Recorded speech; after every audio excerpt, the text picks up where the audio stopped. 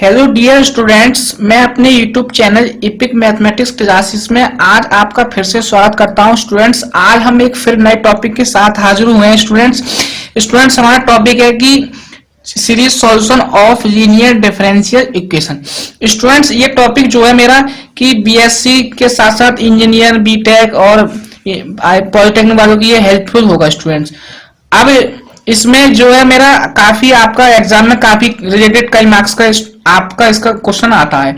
अब हमें इस सीरीज सॉल्यूशन के क्वेश्चन को लीनियर डिफरेंशियल इक्वेशन है ये, इसको करने से पहले इसको समझना पड़ेगा कि इसके जो स्टूडेंट्स मेरे मेथड जो होते हैं वो मेरे 2 होते हैं। कौन कौन से कितने मेथड होते हैं? मेरे 2 मेथड होते हैं। पहला होता है मेरा power series method, power series method मेरा होता है पावर सीरीज मेथड, और दूसरा होता है मेरा फ्रोबेनियस मेथड, फ्रोबेनियस मेथड। ये मेरे 2 मेथड होते हैं इसको सीरीज सॉल्यूशन जो दी होगी गिवन इक्वेशन उसको सॉल्व करने की। अब हमें सबसे पहले हमें ये देखना है कि कब कौन सा मेथड लगाना है, हमें ये देखना है कि कब कौन सा हमें मेथड अप्लाई करना है। अब ज्यादातर जो आपकी बुक जो है एसजे वाली है, जो भी बुक होती है उसमें ज्यादातर ये फ्रोबेनियस मेथड ही क्वेश्चन अधिकतर एमजेपी आरपी है जो भी हमारी यूनिवर्सिटी है उनमें अधिकतर पूछे जाते हैं। तो लेकिन मैं आपको दोनों को ही डिस्कस कराऊंगा स्टूडेंट्स कि कब कौन सा मेथड लगना है। अब सबसे पहले हमें ये देखना होगा कि कब कौन सा मेथड लगना है, तब हम तभी क्वेश्चन को हल कर पाएंगे।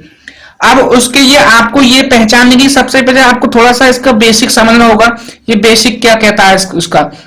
सबसे पहले जो मेरी दी गई इक्वेशन जो होगी, हम यहाँ पे लिखेंगे क्या कि लिखेंगे दी गई इक्वेशन, दी गई समीकरण, दी गई इक्वेशन, जो इक्वेशन जो होगी उसको वह कह सकते हैं वह सबसे पहली बात की वह होमोजीनियस, सेकंड ऑर्डर और linear differential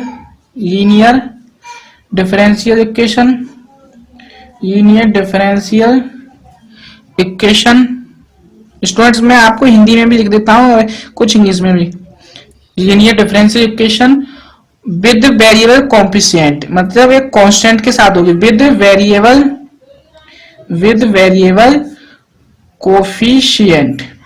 coefficients with variable coefficient. यो मतलब ये हमारी जो समीकरण जो दी होगी वह होमोजेनियस होगी, सेकंड ऑर्डर होगी, linear differential equation with variable coefficient, और लीनियर डिफरेंशियल होगी विद वेरिएबल डिफरेंशियल कोफिशिएंट के साथ। अब जो हमारी समीकरण जो होगी उसका प्रारूप क्या होगा, लिखेंगे हम यहाँ पर समीकरण का प्रारूप। जो हमारी समीकरण जो होगी उसका प्रारूप जो होगा क्या होगा, वो मेरा प्रारूप इस तरह होगा कोई students, d2y over dx square plus p1x dy over dx plus p2x y equal to 0। ये मेरा कोई समीकरण का प्रारूप होगा। अब इस प्रारूप में हमें ये देखो कि जो हमारा प्रारूप समीकरण जो दी है कि वो ये जो बात मैंने इसमें लिखी है वो है कि नहीं। सबसे पहली बात कि इसमें होमोजीनियस होगी। अब होमोजीनियस को होने के लिए क्या होना पड़ेगा, बात मैंने कही कि होमोजीनियस। अब होमोजीनियस होने के लिए इसकी जो आरएचएस साइड जो है 0, आरएचएस साइड जो 0 होनी चाहिए, इस साइड वाली 0 होने के बाद नोट, और यहां देख सकते हैं आप no terms of x only, और जो टर्म्स हुए केवल एक्स ओनली एक्स होनी चाहिए इसमें, ठीक है। अब इसी पर हम बात करते हैं सेकंड ऑर्डर की। तो आप ये तो जानते हैं कि सेकंड ऑर्डर का मतलब उसका जो डेरिवेटिव जो होगा वो सेकंड ऑर्डर यानी 2 बार होगा। तो आप लिख सकते हैं सेकंड ऑर्डर। तो आप लिख सकते हैं डेरिवेटिव 2 बार, डेरिवेटिव कितना होगा उसका स्टूडेंट्स 2 होगा। ये बात आप समझे। अब उसके बाद स्टूडेंट्स मैं आपको बात बताता हूं कि लीनियर डिफरेंशियल इक्वेशन क्या होती है। लीनियर डिफरेंशियल की बात, लीनियर डिफरेंशियल इक्वेशन स्टूडेंट्स। अब स्टूडेंट लीनियर का मतलब होता है कि स्टूडेंट जो मेरी ये दी गई समीकरण है, अब इस समीकरण में जो मेरा डेरिवेटिव होता है हर जगह स्टूडेंट में उसकी पावर जो है 1 इनकी 1 समान होनी चाहिए। तो स्टूडेंट में क्या देखूंगा उसकी मैक्सिमम पावर जो है, यहाँ देखूंगा स्टूडेंट्स मैक्सिमम तभी वो हमारी लीनियर होगी। तो स्टूडेंट्स मैं यहाँ पे लिखूंगा मैक्सिमम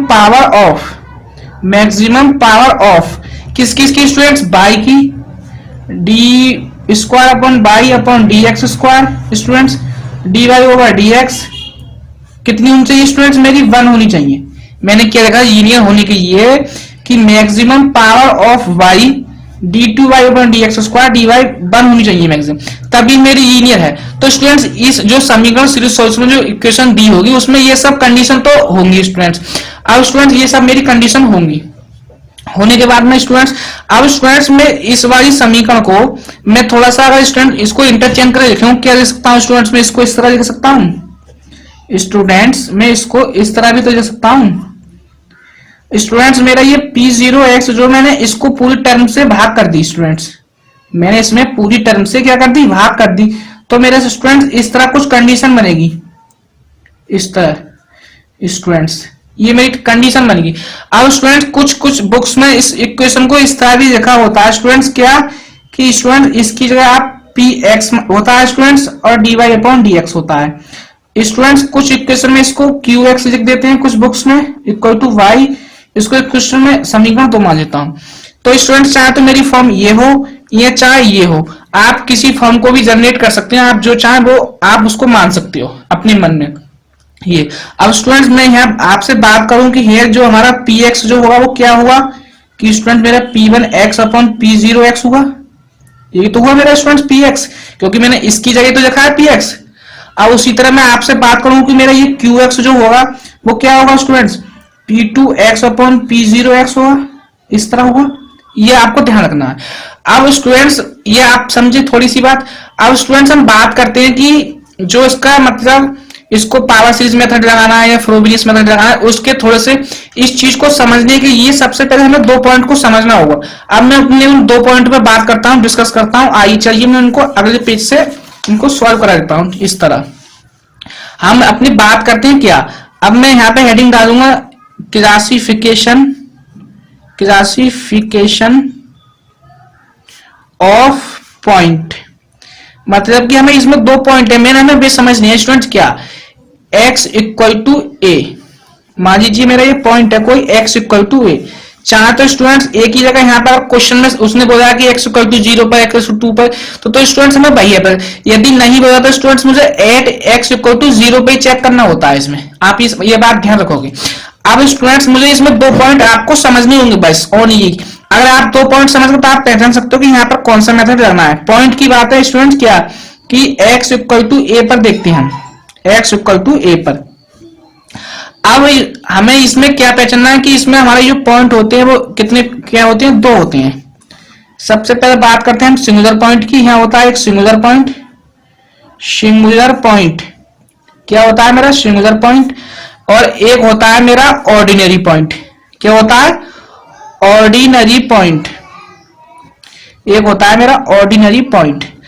अब हम ये देखते हैं कि सिंगुलर पॉइंट कब होगा और ऑर्डिनरी पॉइंट कब होगा, ये बात अब आप देखिए। चलिए अब मैं आपसे कहूं इफ मान लीजिए x इक्वल टू ए है, जो मेरी पीछे इक्वेशन का जो प्रारूप तक क्या था, मेरा प्रारूप यही तो था p नॉट x, मैं आपको फिर बता देता हूं dx स्क्वायर, इस तरह मेरा प्रारूप था p1x dy अपॉन dx, इस तरह मैं लिख देता हूं थोड़ा सा p2x y इक्वल टू 0, ये मेरा प्रारूप था। अब इस प्रारूप में यहाँ p0x यहाँ पे d2 स्क्वायर अपॉन dy का कोई मतलब कोफिशिएंट होगा, उसी तरह p1x इसका dy अपॉन dx का कोफिशिएंट होगा, उसी तरह p2x y का कोफिशिएंट होगा। तो मान लीजिए कि मैं x इक्वल टू ए जो है, मान लीजिए कोई पॉइंट दिया हुआ और मैं इस p नोट में पुट करता हूं, सपोज कीजिए p0, अब मान लीजिए x की मैंने a पुट किया, तब मुझे जो वैल्यू जो मिले, अगर वो मान लीजिए 0 नहीं आती है, क्या 0 नहीं आती है, तब हमारा वो ऑर्डिनरी पॉइंट होगा। देन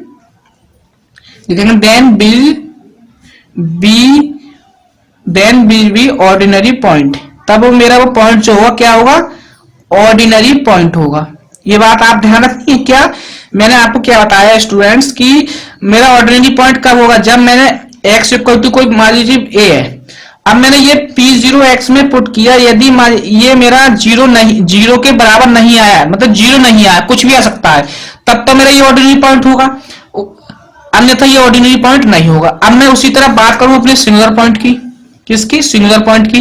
तो अब मैं आपसे कहूं इफ इस तरह सिंगुलर पॉइंट की, तो यदि मान लीजिए x इक्वल टू मेरा a है, उसी तरह मैं मान लीजिए इसको P0 0x में पुट करता हूं a को, तो क्या होगा मेरा P0a इक्वल टू 0।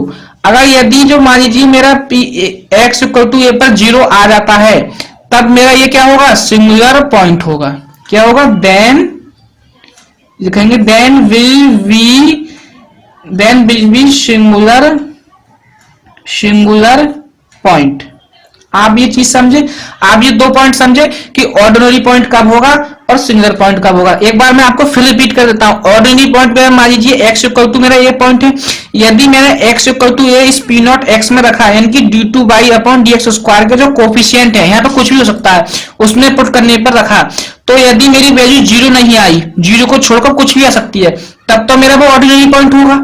ठीक है, जब ऑर्डिनरी, अब मैं उसी तरह बात करूं सिंगुलर पॉइंट की, यदि मैंने x इक्वल टू a रखा, अगर मान लीजिए वो मेरा जीरो आ गया, तब आप समझना है कि इसमें जो मेरा है वो सिंगुलर पॉइंट होगा।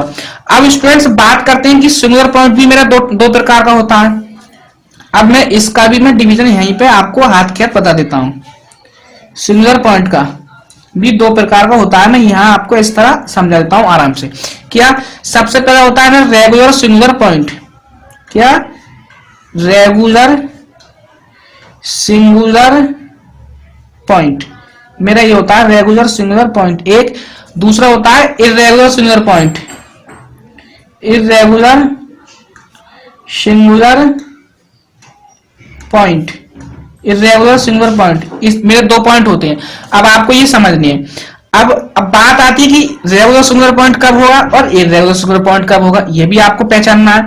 तो जब मैंने आपको अभी ये पीछे मतलब ये P0 स्क्वायर इसको हमने इसके डिवाइड में लिखा, तो मेरा ये क्या आया था, तो स्टूडेंट्स मुझे यहाँ पर लिमिट चेक करनी होगी। क्या लिमिट, यदि मान लीजिए limit x tend to 0 x into P1x upon P0x, मान लीजिए मेरी कोई फाइनाइट वैल्यू आती है। क्या, फाइनाइट, इस तरह कि मेरा जो इसकी जगह मैं px भी लिखता हूं, क्योंकि मैंने पीछे आपको px इक्वल टू आपका फॉर्म जो आप मन में आए वो समझ सकते हैं, आप वो मान सकते हैं। इस तरह मैंने ये लिखा था, चाहे तो आप px लिख लीजिए चाहे लिख लीजिए, उसमें x का मल्टीप्लाई करके, और जो मेरी लिमिट दी है जितने पर x इक्वल टू 0 पर, अगर वो मेरी फाइनाइट वैल्यू आती है, ठीक है। और उसी तरह हमें दूसरी लिमिट चेक करनी होगी। क्या, x tend to a x square into वो दूसरे पॉइंट P2x अपॉन P0x, मान लीजिए वो भी हमारी फाइनाइट वैल्यू आती है। चाहे तो स्टूडेंट्स ये दोनों फाइनाइट आए, चाहे इनमें से कोई एक फाइनाइट आए, तब हमारा जो पॉइंट होगा वो क्या होगा, सिंगुलर रेगुलर सिंगुलर पॉइंट होगा। तब हमारा ये पॉइंट होगा, लिखेंगे then will be the point, then will be the point, then will be the point regular singular point. Regular students क्या होगा, रेगुलर सिंगुलर पॉइंट होगा मेरा। क्या होगा, रेगुलर सिंगुलर पॉइंट होगा। आप ये समझे, बस आपको ये दो लिमिट चेक करनी है, पहली लिमिट ऊपर वाली स्टूडेंट्स और एक दूसरी लिमिट नीचे वाली। ये आपको लिमिट अगर मान लीजिए फाइनाइट प्राप्त होती है, तब आप कहेंगे कि मेरा पॉइंट जो है रेगुलर सिंगुलर पॉइंट होगा, और अन्यथा आप नहीं कहेंगे। अब बात आती है कि इर्रेगुलर सिंगुलर पॉइंट की। इस इर्रेगुलर सिंगुलर पॉइंट सेम ही है, बस आपको क्या करना है कि इसमें लिमिट तो यही चेक करनी है स्टूडेंट्स। क्या, x tend to a x into P1x कह सकते हैं आप इसको, P0x इक्वल टू स्टूडेंट्स मेरा फाइनाइट में आकर इनफाइनाइट आए। उसी तरह दूसरी लिमिट भी चेक करनी है मुझे, x tend to a x square P2x upon P0x, वो भी मेरा हमारे इनफाइनाइट आए, यानी कि फाइनाइट में आकर मेरा इनफाइनाइट आए, चाहे तो एक इसमें से इनफाइनाइट आए या दोनों आए। तब हम इस केस में जो हमारा सॉल्यूशन होगा, इस केस में जो है मेरा क्या होगा, इर्रेगुलर सिंगुलर पॉइंट होगा, इर्रेगुलर सिंगुलर पॉइंट होगा। अब बात करते हैं कि अब आप इतनी चीज समझे कि ऑर्डिनरी पॉइंट कब होगा मेरा, सिंगुलर पॉइंट कब होगा। अब सिंगुलर पॉइंट भी मेरे दो टाइप का होता है, रेगुलर सिंगुलर पॉइंट और irregular singular point. Regular singular point कब होगा, मैंने आपको ये बताया कि आपको ये दो लिमिट चेक करनी पड़ेंगी। इसमें यदि मान लीजिए फाइनाइट वैल्यू आती है तब मेरा रेगुलर सिंगुलर पॉइंट होगा। उसी तरह मैं बात करता हूँ कि इरेगुलर सिंगुलर पॉइंट कब होगा, इसमें भी लिमिट चेक करनी होती है, इसमें मेरा इनफाइनाइट सॉल्यूशन आएगा। तो इनफाइनाइट सॉल्यूशन आएगा तब मेरा क्या होगा, इरेगुलर सिंगुलर पॉइंट होगा। अब आप ये तीन चीज समझने के बाद अब बात करते हैं कि स्टूडेंट्स मुझे कब कौन सा मेथड लगाना है, कब कौन सा मेथड लगाना है। तो बस आपको ये ध्यान रखना है क्या, मैं मान लीजिए यहाँ पे देता हूँ सबसे पहले फर्स्ट। चलिए मैं इसको आपको अगले पेज से ही बता देता हूँ स्टूडेंट्स, कब आपको कब कौन सा मेथड लगाना है। जैसे कि मैं आपको यह हिंदी में लिख के बता देता हूँ कब कौन सा मेथड लगाना है। यहाँ देता हूँ कब कौन सा मेथड लगाना है, मेथड लगाना है। यहाँ मैं ये लिख देता हूँ हिंदी में, ठीक है। अब बात करते हैं सबसे पहले, जैसे कि मेरा था ऑर्डिनरी पॉइंट। ऑर्डिनरी पॉइंट क्या था, ऑर्डिनरी पॉइंट मेरा ऑर्डिनरी पॉइंट क्या था कि x इक्वल टू ए पर, यहां पर a कुछ भी हो सकता है, मेरा जो P0 a 0 के बराबर नहीं आए तब मेरा ऑर्डिनरी पॉइंट था। तब इस केस में हम जो सॉल्यूशन जो देंगे वो पावर सीरीज मेथड से देंगे।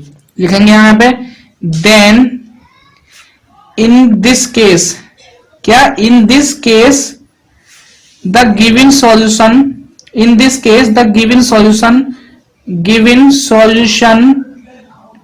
From y power series method, power series method. आप ये बात समझे स्टूडेंट्स, मैंने क्या कहा कि यदि आपका x इक्वल टू ए पर ऑर्डिनरी पॉइंट है तब इस केस में आपको पावर सीरीज मेथड लगाना पड़ेगा। ये बात आपको ध्यान रखनी है। तब हम इसका जो सॉल्यूशन लेट करते हैं, मानते हैं y बराबर हमें मानना पड़ेगा summation m equal to 0 infinite cm into x की पावर m। इस तरह मुझे ये सॉल्यूशन मानना पड़ेगा। यदि इफ मैं m इक्वल टू 0 1 2 3 इस तरह पुट करूं तब मेरा जो वो आगा solution c0 c1 x c2 x square plus c3 x की घात 3 इस तरह चलता चला जाएगा इनफिनिट तक। ये आप समझे, ठीक है। तब हमें ऑर्डिनरी पॉइंट है तब हमें पावर सीरीज मेथड लगाना है। अब बात आती है नंबर 2 की। अब हम बात करते हैं रेगुलर सिंगुलर पॉइंट की। रेगुलर सिंगुलर मैंने आपको बहुत सिंपल तरीके से बताया है स्टूडेंट्स, रेगुलर सिंगुलर पॉइंट।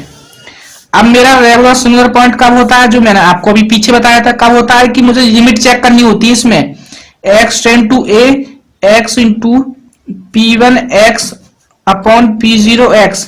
यदि मेरी कोई फाइनाइट वैल्यू आती है, फाइनाइट, उसी तरह दूसरी लिमिट चेक करनी होती है मेरी x square into p2 x over p0 x, वह भी मेरी फाइनाइट वैल्यू आती है। तब इस केस में मेरा क्या होगा, रेगुलर सिंगुलर पॉइंट होगा। क्या होगा, रेगुलर सिंगुलर पॉइंट होगा। ये बात मैंने आपको पीछे बताई थी। जब रेगुलर सिंगुलर पॉइंट हो तब उस केस में हमें फ्रोबिनियस मेथड लगाना है स्टूडेंट्स, ये बात ध्यान रखनी है। तब लिखेंगे देन इन दिस केस, इस केस में in this case the given solution from by Frobenius method. आपको इसमें कौन सा मेथड लगाना है, फ्रोबिनियस मेथड, जो कि आपकी बुक में स्टूडेंट्स बीएससी वाले स्टूडेंट ध्यान दें कि आपकी बुक में अधिकतर यही मेथड यूज किया गया है, क्योंकि आपकी जो बुक है उसमें इसी मेथड पर क्वेश्चन अधिकतर है और पावर सीरीज मेथड पर क्वेश्चन कम है। तो मैं आपको इसके सब वर्किंग रूल, सब स्टेप सब लिखाऊंगा, लेकिन इस लेक्चर में खाली मैं इसके कंसेप्ट की बात कर रहा हूँ। आप ये कंसेप्ट समझ जाओ तो स्टूडेंट्स आप आराम से कर सकते हो। तब हम इसका जो सॉल्यूशन लेट करते हैं यहाँ पर क्या मानेंगे, y equal to summation m equal to 0 infinite cm into x की पावर k प्लस m। बस आपको ध्यान के रखना है, यहाँ पर मैंने माना था x की पावर है पावर सीरीज सॉल्यूशन में, और मुझे उसमें रेगुलर सिंगुलर पॉइंट में और फ्रोबेनियस मेथड में मुझे x की पावर k प्लस m ज्ञात करना है। अगर मान लीजिए इफ मैं आपसे m इक्वल टू 0 1 2 इस तरह रखूं, तब मेरा जो सॉल्यूशन प्राप्त होता है c नॉट x की power k 1 plus c1 x plus c2 x square, इस तरह मेरा ये सॉल्यूशन प्राप्त होता है। तब मुझे ये ऐड करना है सॉल्यूशन। तो अब आप समझिए कि मुझे कब कौन सा मेथड लगाना है, कि यदि मेरा ऑर्डिनरी पॉइंट है तब आपको पावर सीरीज मेथड लगाना है, यदि मेरा रेगुलर सिंगुलर पॉइंट है तब मुझे क्या लगाना है, फ्रोबेनियस मेथड लगाना है। अब वो मैंने आपको सब समझा दे कब रेगुलर सिंगुलर पॉइंट होगा और कब मेरा ऑर्डिनरी पॉइंट होगा, तो आप ये चीज सब समझे। अब स्टूडेंट्स यदि आपको उसमें मान लीजिए चेक करने की नहीं है तो आप x बराबर 0 पे चेक कर सकते हैं, क्या x बराबर 0 पर। तो अब आप यहाँ पर लिख सकते हैं इस तरह, एक मैं x इक्वल टू 0 पर क्या ऑर्डिनरी पॉइंट चेक करना होगा हमें, और हमें सिंगुलर पॉइंट ये इस तरह, और एक होता है हमारा रेगुलर सिंगुलर पॉइंट